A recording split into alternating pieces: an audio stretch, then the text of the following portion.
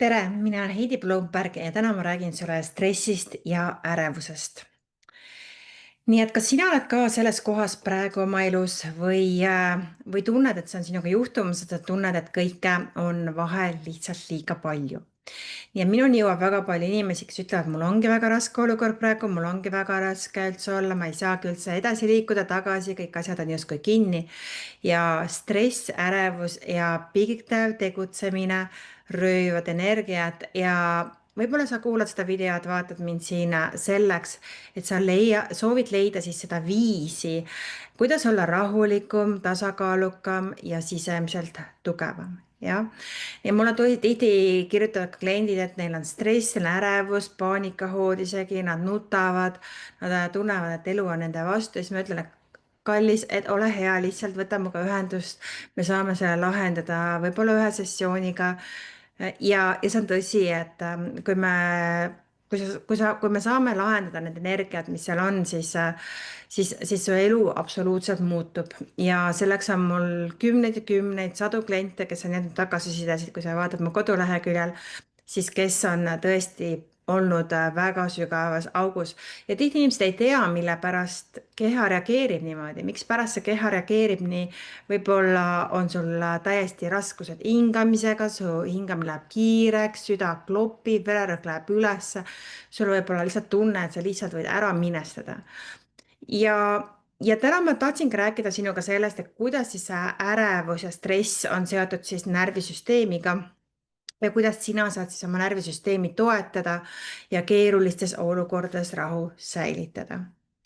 Nii et täna ma räägin sellest, et kuidas siis tunda ennast rahulikumana ja stabiilsemana ka kaoses, kus ümber on mingi keskkond, mis sind ärritab, see võib olla täiesti füüsiline keskkond, mis sind ärritab, see võib olla energeetiliselt, sa võid tunda kedagi, kes sind kaugelt nii-öelda mõjutab. Samamoodi, kui sa tahad õppida, kuidas stressi ja ärevust vähendada ja avastada praktilisi lõõgastustehnikaid, mida saab kasutada igapäevaselt. Ja ma räägin täna ka sellest, et kuidas sina saad teadlikumaks oma närvisüsteemi toimimisest ja selle toetamisest. Ja leida viise, kuidas hoida oma energiataset ja tunda end päriselt hästi. Kuidas siis töötab meie närvisüsteem ja miks see mõjutab meie igapäevaelu? Ja ma arvan, et igaühel meist on juba olemasolevad stressijuhtimise tehnikad ja sinu keha võib neid väga erinevalt väljendada. Nii et kuidas sa maandad üldse stressi? Jah, nii et kindlasti on sul mingid koopereerumistehnikad, kõikidel inimestel on, kas su lastel ilmselt on stressijuhtimise tehnikad, ehk siis kuidas nad maandavad seda stressi, et kui neil on pingeline olukord, mida nad siis teevad. Ja millised tehnikad aitavad stressi ja pingeid vähendada, siis võib olla selliseid tehnikaid, mis lühiajaliselt aitavad justkui stressi vähendada, aga tegelikult nad seda ei tee. Üks selleks on näiteks söömine, jah. Alkohol, igasugused mõnuained, on ju, shoppamine, on ju. Et sa võid tunda, et ma võin endale midagi lubada, aga pärast on su stress suurem. Ehk siis näiteks raha, võlad või siis näiteks on sul stress suurem sellepärast, et sa lihtsalt kaal tõuseb, on ju, su tervis ütleb üles, tulevad juba teised probleemid, on ju, diabeet, erinevad mured, on ju. Ja kuidas siis suurendada oma vastupidavust stressile, toime tulla keeruliste emotsioonidega? Et suur saladus ongi siis inimesed, kes tulevad toime stressiga ja inimesed, kes ei tule toime stressiga. Ja kuidas seda siis nagu treenida, sellepärast kui sa praegu oled selles kohas, et sul on stress ja ärevus väga suur, siis see ei tähenda, et kui sa õpid seda ennast tõstma nii-öelda seda stressitaset, et sa ei võiks siis olla sellises kohas, kus on väga stressirikas keskkond, on ju. Aga kui sa otsustad sellega mitte tegeleda, siis pigem see kõik läheb veelgi hullemaks, sa surud oma energiat just alla ja see kõik hakkab sind aina rohkem mõjutama. Ja lahendus ongi siis selles, et leida siis omale sobilik stressi vahend, on ju, ehk stressi leevendamise vahend, töötada energeetiliselt ja leida endale siis väljundid, kuidas seda stressi nagu vabastada, nii et sa võid juba võtta siin paberi ja pliiats ja panna juba kirja, et mis on su stressiallikad, mis on need vahendid, kuidas sina praegu stressi leevendad, see võib olla väga erinev, on ju, ma juba nimetasin söömine, alkohol, väike vein, on ju. See võib olla teleka vaatamine, see võib olla igasugused muud asjad, ma ei tea, tülitsemine, konfliktsed suhtlus kellegagi, on ju. Telefoni scrollimine, on ju.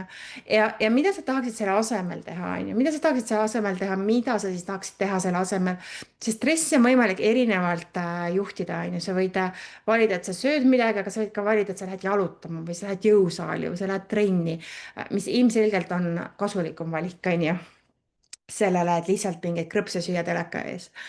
ja, ja sinu keha tegelikult, sul on kaks võimalust oma keha siis mõjutada, üks on siis see, mis see liikumine on ja sinu hingamine, kuidas sa hingad, on ju, ja ka lõdvestustehnikad, mida sa saad kohe kasutada. Ma olen ise treemeetodi praktik, mis on siis trauma release exercise, mida ma väga palju armastan õpetada oma klientidele ka.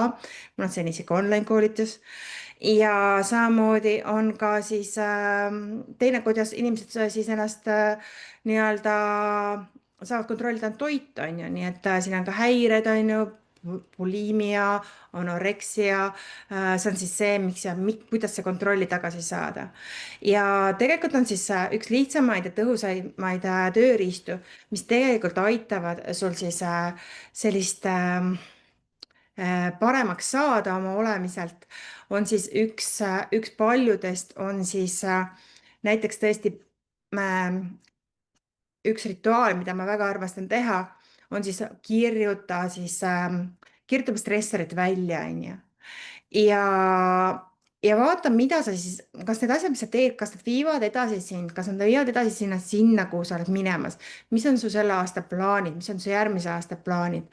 ja, ja väga aitab ka igasugune aususe paus, on ju, mida mulle meeldib ka teha, vaadata, et kas tegelikult see, mis ma teen, on see, mida ma tahan teha või ma teen kellegi teise asja, kellegi teise eesmärki.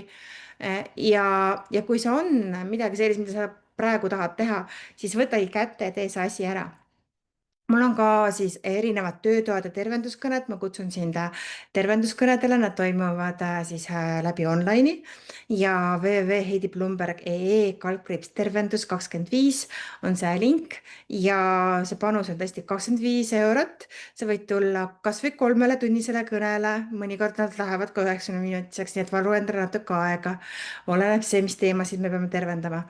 Ja tule, ma õpetan sulle, kuidas oma kehaga toime tulla, kuidas stressi reguleerida, mis on need tööriistad. igal kõnel ma toon ühe uue tööriista sulle, mida me tutvustame siis iga kuu. nii et ma loodan, et sa täna natuke said abi sellega ja ma ootan sind tervenduskõnedele.